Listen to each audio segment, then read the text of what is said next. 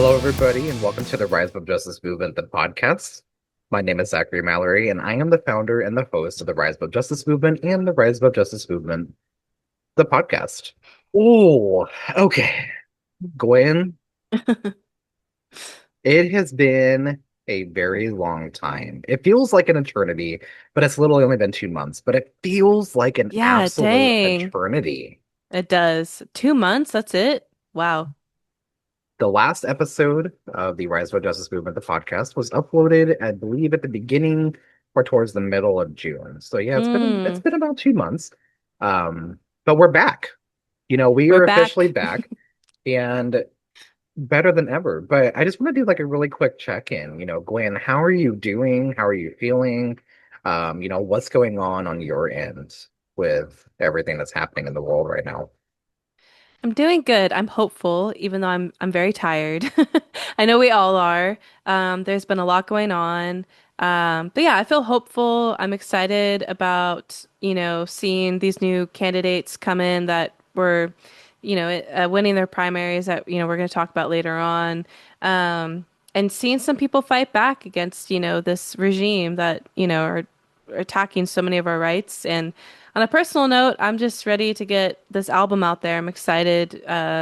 Marcus and I produced this album, and uh, I, for anyone who doesn't know, I'm a musician, and my boyfriend and I, we make music together. And we're just really excited to, kind of get our song babies out there and add to the conversation, and just hopefully, help raise the vibration of the world by putting out some good. So yeah, Zachary, how have you been? So close to like 2 or 3 weeks ago, the power box that is attached to where I live at decided to catch fire at 2 o'clock in the fucking morning. So, yeah, it's been a tumultuous time, trying to take care of a poodle. Yep. I talked about my dog Milo on here more times than I can count. Milo, your Um, little baby. yes, he's my child.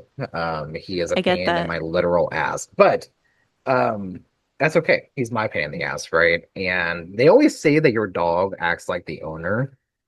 It's your Oof. mirror. The dog is your mirror, emotional mirror. And it makes entire sense. Um, he will sit on a couch or on the bed and he will cock his head at me if I do something or say something. Like he just looks at me like, what the fuck are you doing? Or, you know, what did you just say? Like if you say something really off the wall, he'll look at you like, should you have said that? Probably not. Um, I looked it up and it says that, oh, your dog's not judging you. Bullshit. He is definitely judging me. He is absolutely judging me, and I know that for a fact. But I would definitely say I have to agree. I am exhausted, but at the same time, like I'm also very hopeful. We have some good stuff that we're going to cover today, or there's some good parts, and then there's some like not so good parts because on this segment, which this is the solidarity hour, where we talk about the headlines, we do general check-ins, and we'll have some special guests popping in and out, and obviously not today, but we'll have some guests at some point, just kind of popping in and out. But this is where you and I come together each week, and we talk about the headlines and add commentary to it, and things that are some headlines that people may have missed. Um, so speaking of which, let's dive in and talk about some reproductive rights. I know this is right up your alley. You didn't write Barefoot and Pregnant for no reason. It comes from a personal standpoint, but it also comes from, just advocating for reproductive rights and the right to choose. Obviously, is a huge thing with the rise of justice movement and me personally. I have saw medical gaslighting come from, my mom's experience with her cancer treatments, which does tie in. She was diagnosed with stage 3 cervical cancer. So obviously reproductive rights is a very big thing with me. Healthcare is a very big thing with me personally, and honestly, I will not vote for a candidate that doesn't take that seriously. Um, which, like you said, we'll dive in and talk about some candidates here in a second, but let's kind of dive in a little bit and talk about some reproductive rights and some repro news. So I'll pass it over to you. In Massachusetts, it's one of 9 states that removed its 24-week limit on abortions. So it's allowing the procedure at any point in pregnancy. And it's interesting that it's worded that way because, people are, during the election, the 2024 election, the right kept pushing this. Narrative that people are having late term abortions or abortions after the baby was born, all of these things, and that's just not true. It's extremely rare for an abortion to happen in the last trimester. And if that does happen, first of all, it's a medical emergency, and it's also not your business. It's not your body, not your business, not your choice. It's the family's, the mother, and most abortions happen when the embryo is like little fuzziness. It's not even developed into anything. I think it's really important people understand that because there's so much misinformation out there about abortion. And so much has happened in the 4 years since Roe has been overturned. They're using flock cameras to track down women who are traveling out of state to get an abortion. Not just women, but girls, underage girls, which is very scary. And there's a fantastic independent journalist named Jessica Valenti. She writes an opinion article or a news Substack article called Abortion Every Day. I recommend everyone follow her and check out what's going on because it quite literally, the way things, the anti-choice movement have organized and been successful at creating this misinformation, this fear around abortion, and then passing all these laws to limit our reproductive rights is wild. I mean, I think it was over 300% increase in laws that have been presented to give women the death penalty for seeking an abortion. Rapists don't even get the death penalty for that. So it is absolutely wild, and something we should all be keeping an eye on. I'm glad Massachusetts has moved forward to just allow the choice to remain with the woman, with a lot of times it's an underage girl who has been sexually assaulted, and we're all survivors at Rise Above Justice Movement and our allies, so we know what it's like to have something happen to our bodies, and the violation of that, and forcing someone to give birth is just another form of that. So, I'm glad to see the pushback against these anti-choice narratives. And I live in Tennessee, one of the most extreme states when it comes to this issue, when it comes to a lot of issues. And, they just put in a memorial to the unborn, which is on Tennessee State Capitol grounds, and it's right near the Holocaust Memorial and the Slavery Memorial. So just to give you just an idea of where they're headed with all of these things. We're like trying to give the unborn rights over the human being being forced to carry this embryo, this fetus. It's just a wild time, but I'm grateful to see these lawmakers that are pushing back because it's looked pretty bleak for a while. It still does. I mean, it's horrifying knowing that you can't cross state lines and get the health care you need and deserve. And it's horrifying just knowing you can't do that within your own state. But I do and really appreciate seeing people fighting back. Yeah. Speaking of which, there was a amendment here in the state of Kansas that was just shot down, and it had an undertone to it, which was about anti-abortion. Essentially, they were trying to make it to where we would elect our Supreme Court justices. That amendment was shot down overwhelmingly in the state of Kansas. The state of Kansas is more like libertarian whenever it comes to that. It's considered to be a quote unquote red state, but it's just very uncontested. Um, and it's very heavily gerrymandered, which comes from like the segregation era, and like there's a lot that kind of goes into that. But Kansas will always be the free state, and that's what we pride ourselves to be. So that amendment was shot down very, very heavily, which kind of not necessarily goes into like the next topic, but the next thing is talking about Todd Blanche. So I don't have anything nice to say, so I'm gonna shut my mouth.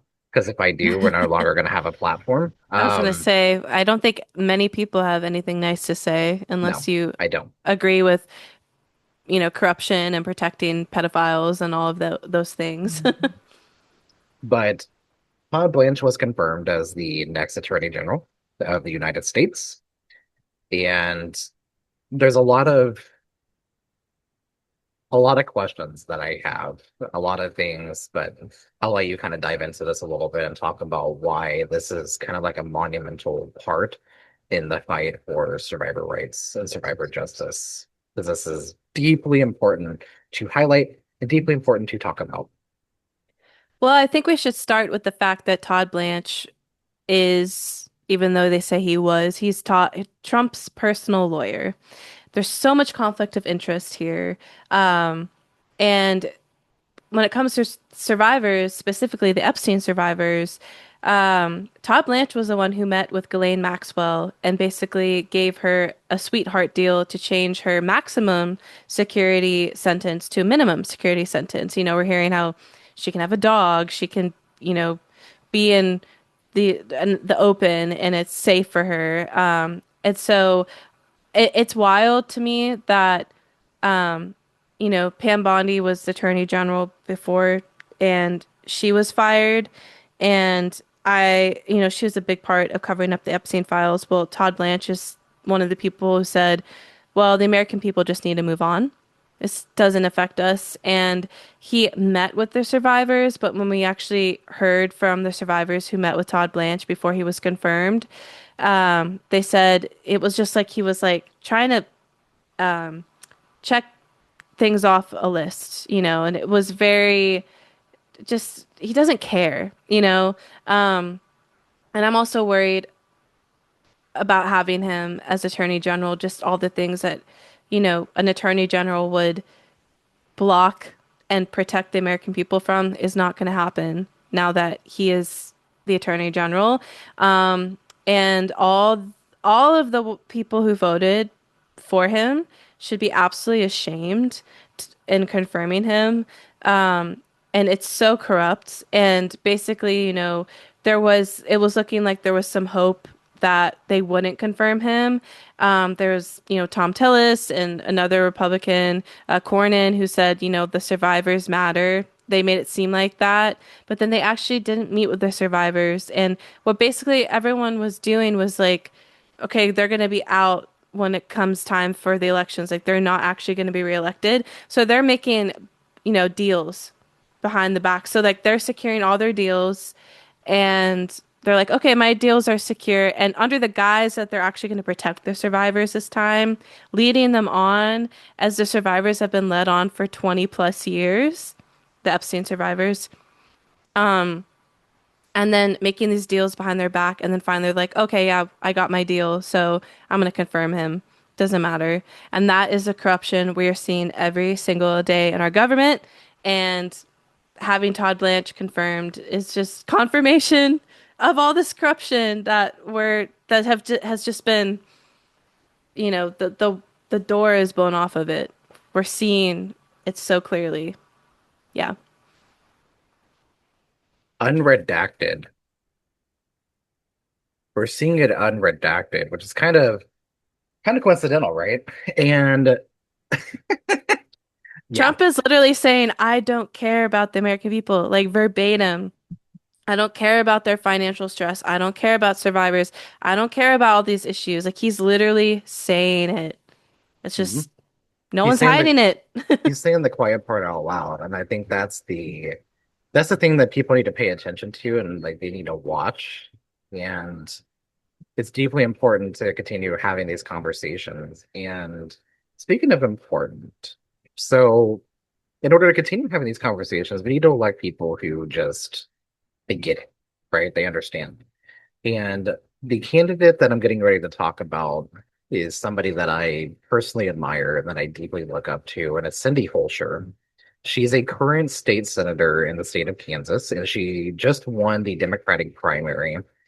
She received 107,733 votes, or 48.59%, as compared to Ethan Corson, who's also a state senator. He's more centrist and he's very like he never really spoke out about like survivors. He never really spoke out about anything. And there's some questionable donations that were made to his campaign. I will save that for another day, but there was some questionable donations that kind of come from a certain like group that kind of raises a couple red flags. I will leave it at that. We'll dive into that later on, probably during our November coverage of the elections. I will definitely talk about that. But 48.59% to 38.82. So definitely, 10 points or a little under 10 points is how much she won by, which I think is incredible.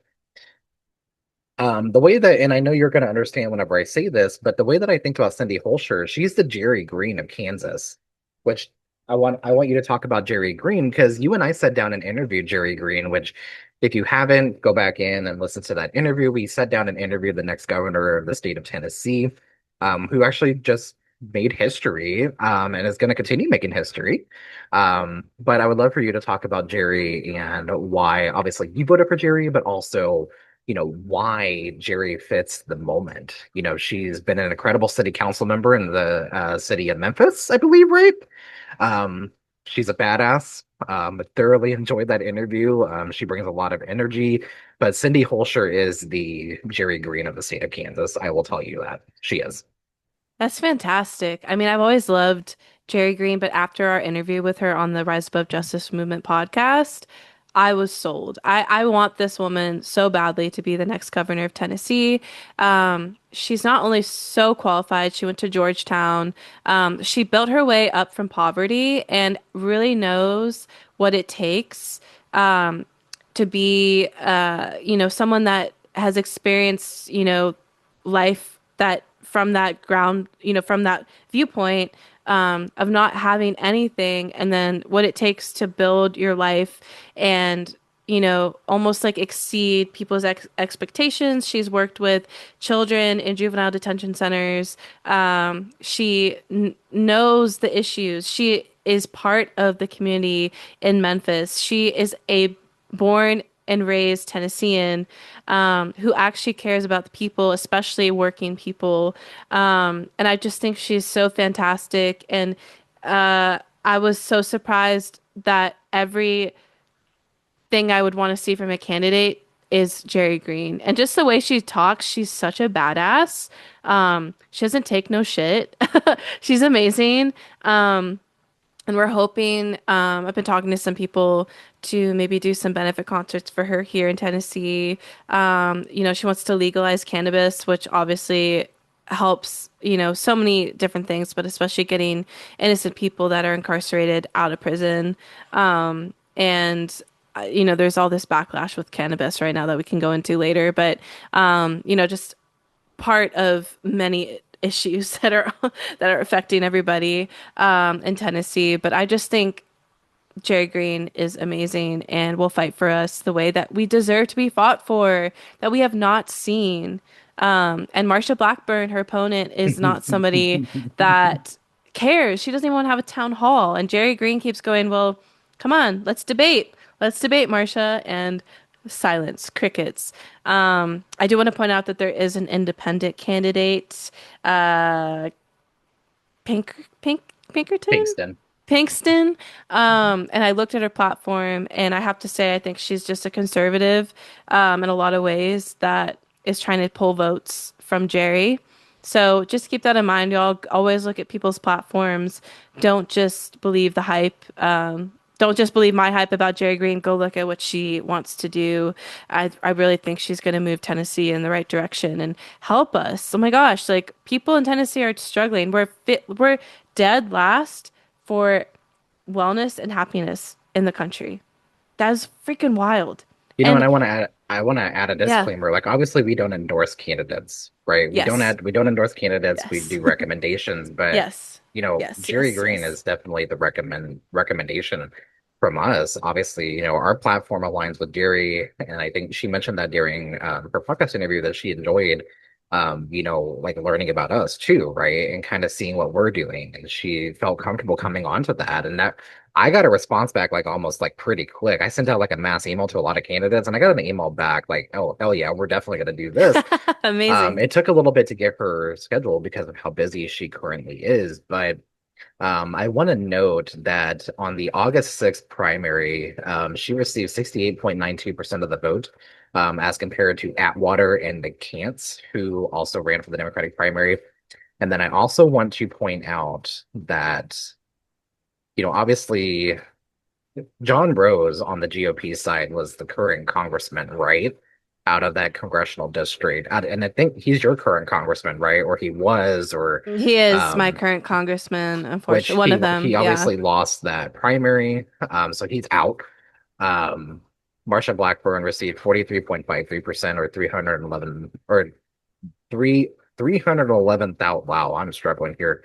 311,000 votes. Jerry Green received Which which 244,000, which is huge. which is huge because when you think about how long It Marsha is Blackburn has huge. been in our government, on a national level, compared to Jerry Green, she's not even that far behind her.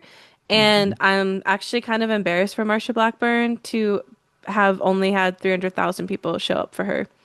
Yeah, that's So, that's very telling that yeah. you have a city council member um that kind of shows up and shows out for her versus somebody who's been in the government for a very long Yeah. time. She's a That's like very Marsha telling. Blackburn is a senator, one of two senators from Tennessee, and she isn't doing well. So, I hope it Also, continues. I also want to give a shout out to obviously Justin Pearson. Yes. Justin Yes. is such a revolutionary and he's a badass human being. He received 65.75% of the vote.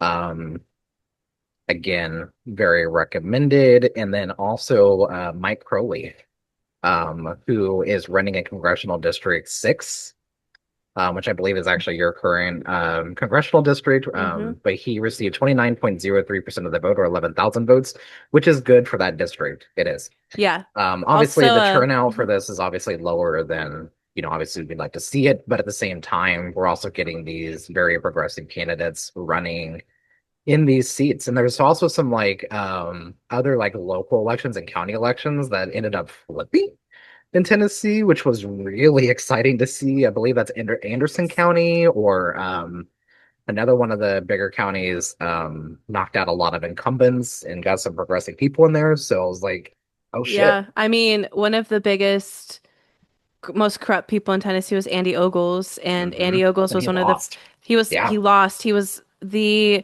representative from the Covenant School district, Hmm. and Covenant School, obviously we know, six people and or six children, or sorry, three children and three adults lost their lives in an act of gun violence at the Covenant School. And Andy Ogles that year had him and his family with AR-15s on his Christmas card, has done nothing for that district. He's also, there's some lawsuits against him here for some very corrupt things he's done.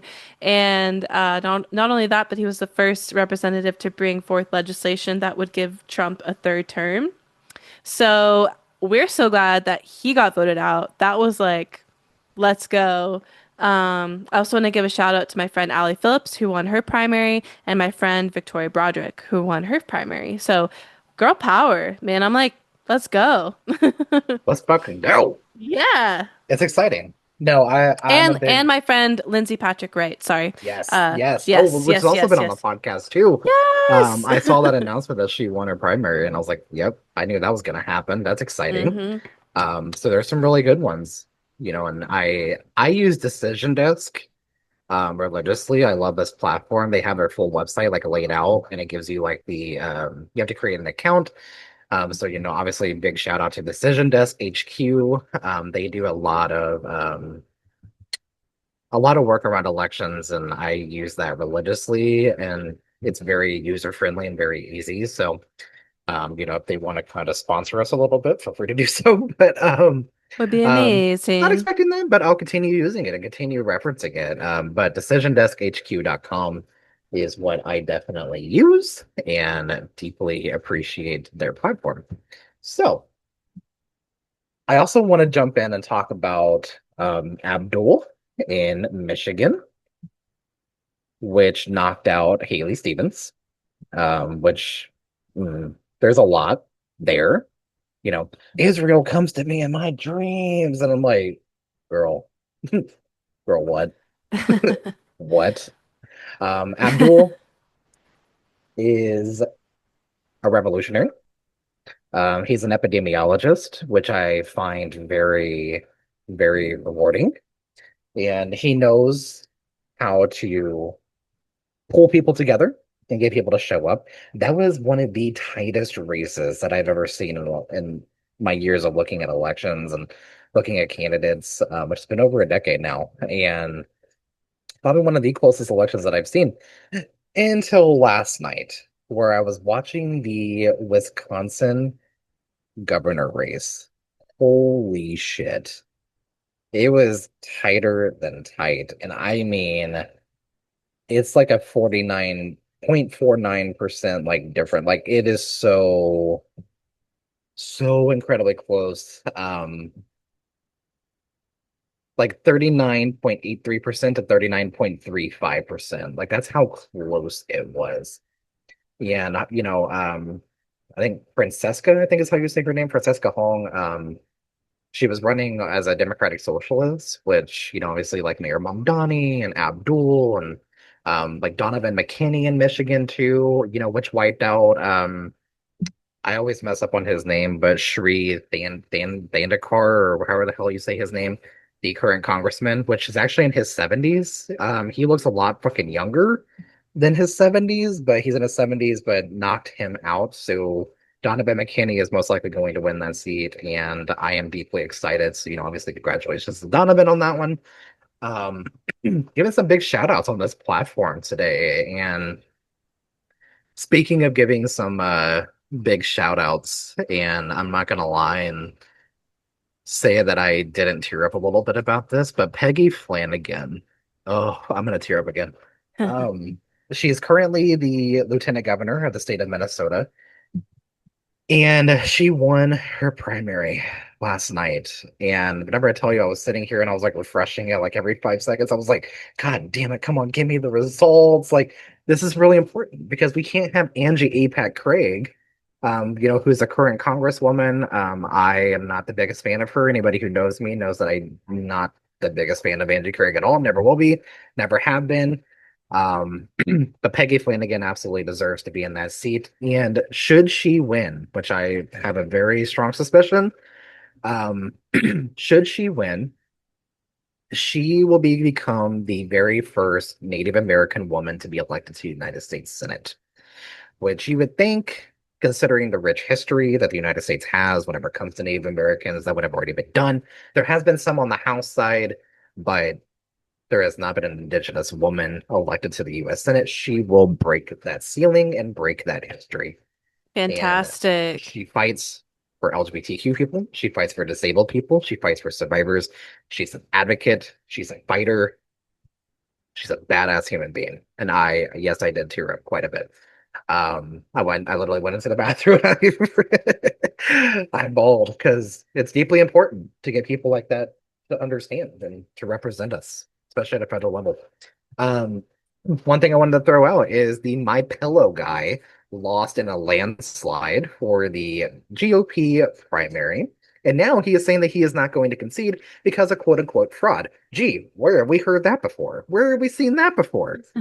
Well, Um, as Thomas Massey said, the Republicans have all three branches of government mhm, and have one. Where's the election fraud? mhm, exactly. Where is the election fraud? I'm going to tell you this. He touted that My Pillow like crazy. I went over to a friend's house and she was like, "Oh, I have an extra pillow." And I said, "Okay, that's great. I would love to use that pillow, right?" It was a fucking My Pillow and it felt like I was laying on a stack of newspapers. They are so incredibly uncomfortable. And I said, "How much did you pay for this?" She said, "Oh, I don't remember what the price tag was." But I said, "You need to get your money back because this thing is like literally like sleeping on a thing of newspapers. It is so freaking uncomfortable." Like, Not even surprised, are we? no, I'm not. Mike Lindell is just I'm gonna keep my mouth shut. But Have you seen part of his podcast? It's wild. yeah, unfortunately, Yeah, I know, right? Why have I there's not seen it? enough weed or alcohol to sit and I listen to know. his podcast. But Me and anyway, Zachary do too much research and see way too much. I spend too much time doing this. But um, moving on to some headlines. So today is August 12th. It is 5:17 p.m. as of the time of recording. Um, if you remember, late last year, Rob Reiner and his wife, Michelle Reiner, was shot and killed in their home, allegedly by their son, Nick. He was indicted today by a grand jury. And then there was also another charge that he has pled not guilty to, but essentially he was like lying. How would I word this? Let me pull this up really quick. Wasn't And he while he was fibbing, would Yeah, be the right he word. so essentially what he was doing was this kind of brings in like the premeditation part. Okay. This brings in a little bit of questions.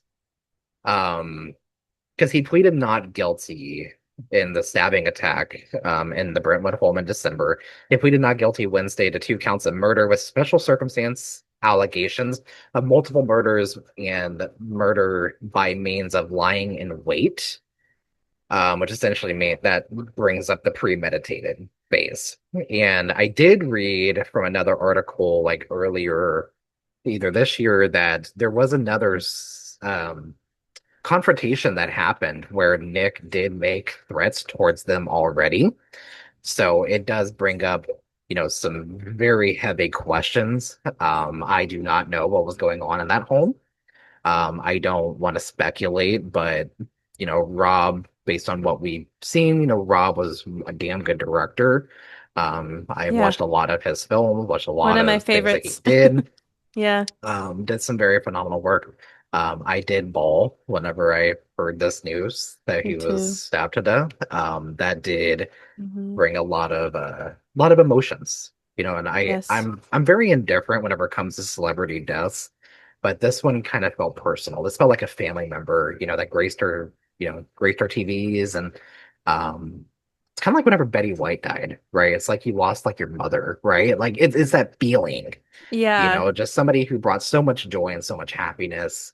Um, and she was not going to go into 2020. She was like, I ain't doing this shit. But Almost lived to 100. But she's I like, know I his ain't doing this son, shit. yeah, I know his son was an addict. It is, I guess, an Mhm. addict, and who knows? I'm sure more will be revealed, but yes, rest in peace, Rob Reiner, and to his wife as well. Yes, Michelle. Um, so I read an article earlier, and it was very alarming to say the least. Whenever you go into like Gwen, you've been in therapy just like I have. Kind of like going in and talking to a therapist can be very daunting, right?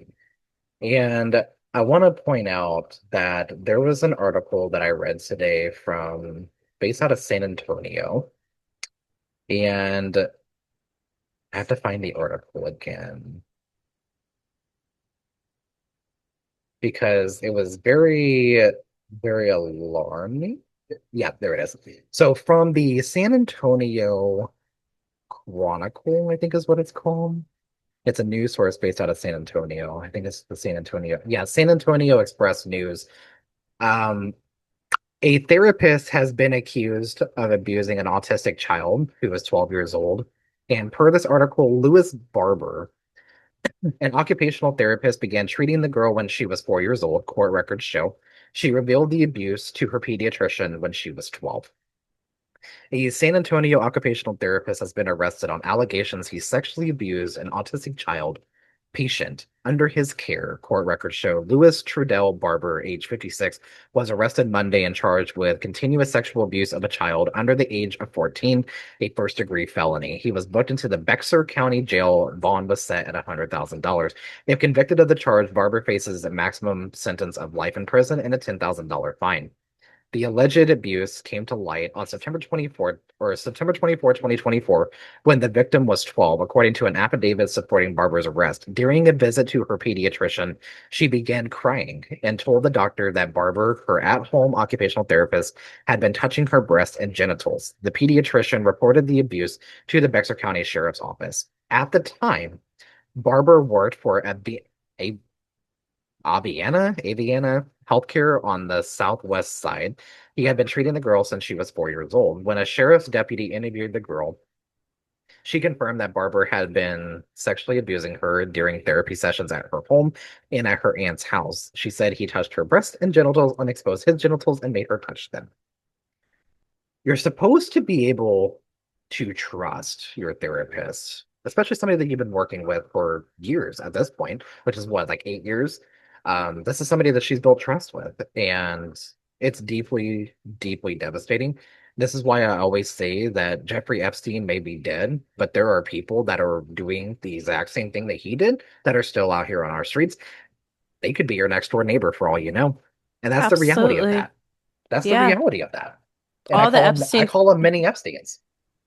it's true. And all the Epstein files did was blow the lid off of it. I mean, I'm someone who's a childhood sexual assault survivor, and it's so common. It's wild when I started telling my story how many people said this was happening to them. And I agree, Zachary, like going to a therapist's office is supposed to be a safe space, Mhm. especially for children. And so it's horrifying to hear that. And unfortunately, isn't the first story we've heard and will be the last Won't be the unless, last. we keep we keep educating and keep talking about it. I think people just really need to keep talking about it, which is another reason why so glad to be part of Rise Above Justice movement because Mhm. it gives people, survivors, and our allies that space to talk about it. It's so important. So important. Absolutely. And I think it's important to continue the conversation and continue having these spaces, I think is a key thing here, and continue talking about these stories. One of the other segments that we're getting ready to launch with myself and one of our other essential members of our team, Sarah de Armand, we're going to be doing a Justice After Dark series, and I think it's gonna be really, really good. Gwen, you and I do some phenomenal work on this segment, but I can't lie and say that I'm not deeply excited to do a deep dive into my true crime. Absolutely. I Um, can't wait to hear it. because it's not we get very political on this segment, but that's just how you and I are. But we also talk about headlines like we are right now. But I think bringing out the other side of me, which the Justice After Dark series is very like entailed, and it's very deep dive into like mass incarceration, the death penalty, like, policing and like more survivor justice and, restorative justice, like all of these topics. Like we'll be doing some very, very heavy deep dives, and I am so excited. So stay tuned. That series will be launching very soon. In fact, today is August 12th. We'll be recording the first episode this evening. So jumping in, there was an article from the Kansas City Star. Alexis Rayford was defending children at a family barbecue. Unfortunately, she died after defending those children. She was shot and killed. Her family has launched a GoFundMe. Rayford, age 47, was shot and killed after protecting children at a family barbecue. This past Sunday, according to a GoFundMe fundraiser posted online by the family, they hope to raise $3,500. Officers and emergency medical crews provided aid after police responded to a shooting in the 2500 block of Jackson Avenue, which is right in the heart of like the Kansas City area, like near like downtown area. Rayford later died from her injuries in the hospital. The family stated, quote, "We are heartbroken and still trying to process this devastating loss. Our family is coming together to give Alexis the beautiful and proper burial she deserves. Any donation, prayer, or share would mean more to us than words can express." I came across this and I just had to talk about this because we're seeing a rise in gun violence across the country. Every day we turn on the news and we see a news of another mass shooting. Here in the state of Kansas, there was a man that shot and killed himself and five others in Winfield, Kansas. He called 911 before um, he decided to kill him or kill the others and kill himself as well. The Kansas Bureau of Investigation has taken over that investigation, and that happened just this week. There was another situation that happened in right outside of, I believe, in Minneapolis, either this morning or yesterday. Very similar circumstances, and it is deeply alarming and deeply devastating. I am a big supporter of red flag laws. I am a big supporter of the Second Amendment, but I'm also pro common sense. My grandfather was a Air Force veteran, and he was also a gun owner, but he also believed in common sense. You can be pro Second Amendment, but also pro not taking away those guns. I'm not here to take away your guns. I'm here to save lives because that is what it's ultimately about. As a survivor of gun violence myself, and two of my closest friends have been shot and killed that I grew up with, that I got to know. Um, I'm also a former member of Moms Demand Action, which does a lot of incredible work across the country. Former Everytown for Gun Safety Survivor Fellow, where I completed a fellowship in survivor storytelling. So I have a lot of knowledge and a lot of background in the work that I bring to the Rise Above Justice movement, but also just me as an advocate and as a survivor and a leader myself. I feel we need to continue having these conversations and educating about gun violence prevention. Like I said, big supporter of red flag laws. Um, there are there's a lot of tragedies that have taken place, and it seems to be, we started talking about reproductive rights at the very beginning, and I've come to the conclusion that people only really care about a child as long as it's in the womb, because then they send them to school and they're shot and killed, and oh, well, it's time for thoughts and prayers. No, it's beyond time for thoughts and prayers. It's time for policy and action to get your ass to work.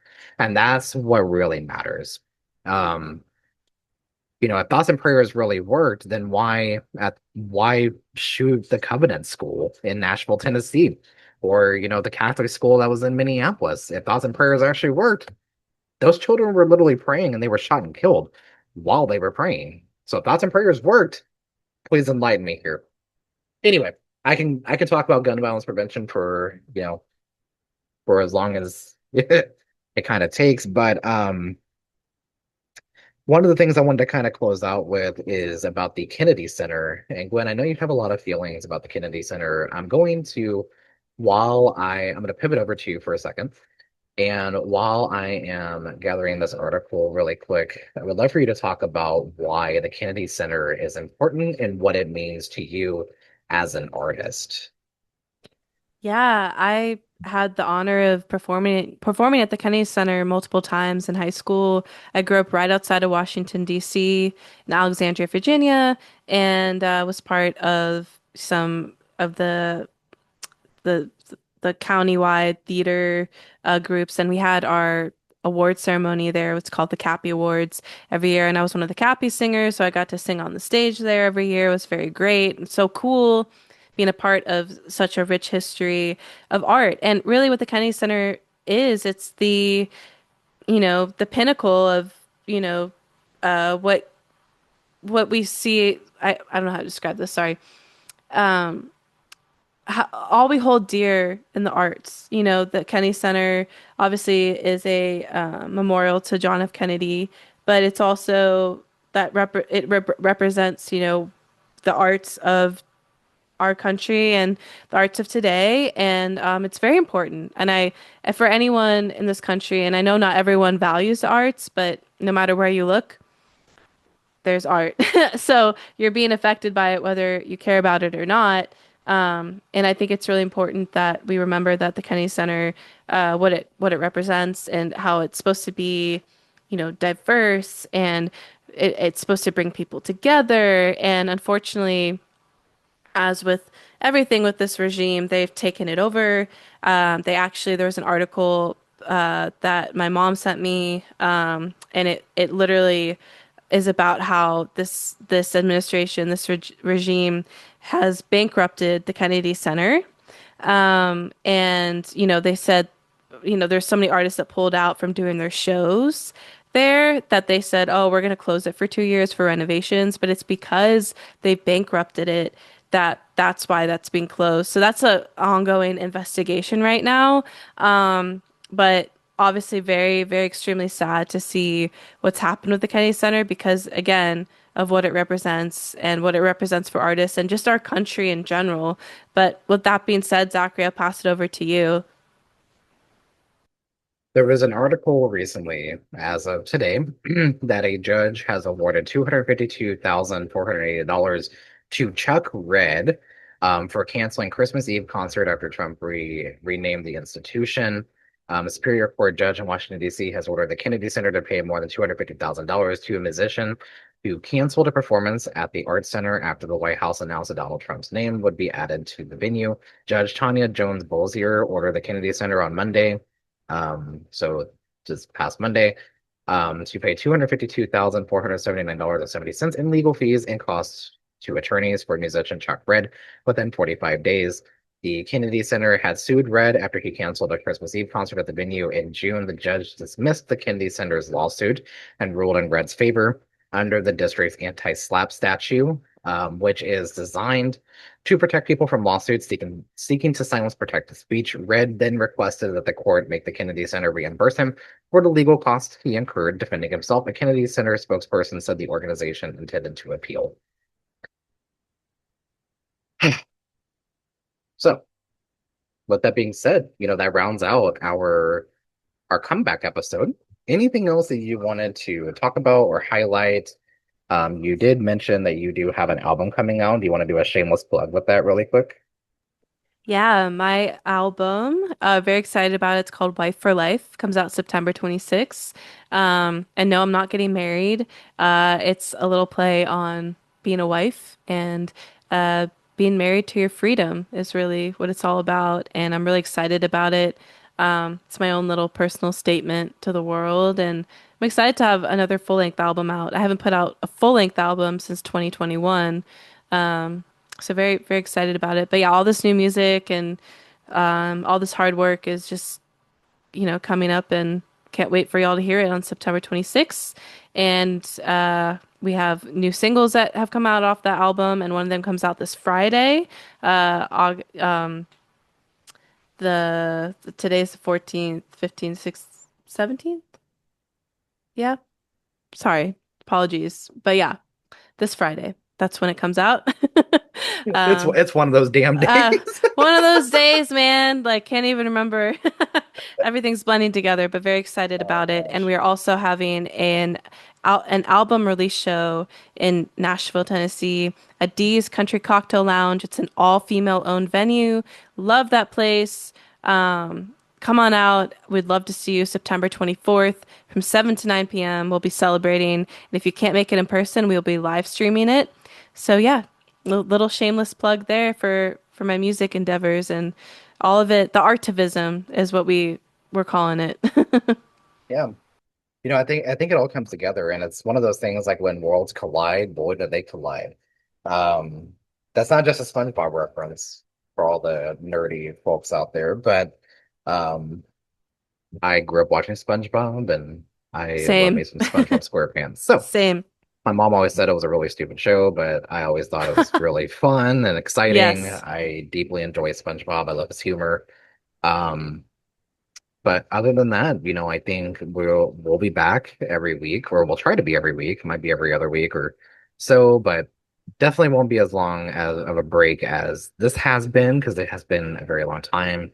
Um, this But podcast a this needed, podcast drives me nuts at times, a I'll be necessary honest. break. Yeah. But at the same time, I was like, damn, I really miss it. I really miss talking. I really miss it. I mean, we've been doing this podcast for over a year now. We just passed our year on July 30th when the podcast launched. Last Yeah. year, July 30th of 2025 was the first episode, or June 30th, one of the two. It's either, see, time has gone out the window quite literally. It's either June or July 30th, one of the two. I think it's July, um, but yeah, I mean, other than that, find us on social media at Rise Above Justice Movement on Threads, on Instagram. We do have a merch shop. We have some new merch coming. which Gwen doesn't know about it yet, but she'll be designing some merch. Woo! We are in the process of doing some other very exciting things, which we'll announce later on. Doing some more storytelling, doing some more direct collaborations, doing some more different things like that. And, with that, Gwen, take care of yourself, and I'll see you out there, my friend. Thank you so much. Right back at you. Thanks, Zach. Thank you. Living my truth. Can you say the same?